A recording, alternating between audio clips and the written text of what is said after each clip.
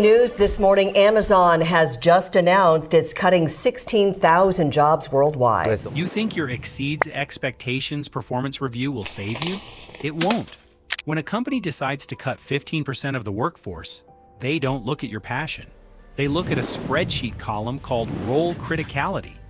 High performers get fired every single day because they are working hard on the wrong thing. If you want to survive the next purge, you need to stop being a good employee and start being a revenue asset. Welcome to Career Hacks. Here's how the list is actually made. The CEO hires a consulting firm. These consultants don't know you. They don't know you stay late. They sort the company into two buckets: revenue generating and cost centers. Sales, core engineering, and client success are green. HR, R&D for new products, and brand marketing are red. If you are the hardest worker in the red bucket, you are just the captain of the Titanic. You need to move buckets fast. Here we are seeing a number of different types of companies recently announcing cuts as they focus more heavily on AI. Are you working on a zombie project? In 2021, companies hired thousands of people for moonshot projects. In 2025, those projects are layoff magnets. If your project isn't launching or making money this quarter, you are in the danger zone. Being busy on a zombie project is suicide. You need to audit your calendar. How many of your meetings are about making money now? If the answer is 0, you are next. So how do you escape? You apply the proximity to the dollar rule. The closer you are to the actual transaction of money coming in, the safer you are.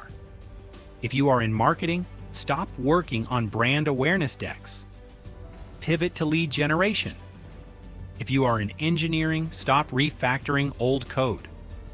Volunteer for the feature that the sales team is begging for to close a deal. You need to attach yourself to revenue. You need to become a force multiplier for revenue. Make yourself the person the sales VP cannot afford to lose. But maybe it's too late. You need to know the warning signs. And I don't mean rumors. If your boss's calendar suddenly goes blank or private for large blocks of time, they are in war rooms planning the cut.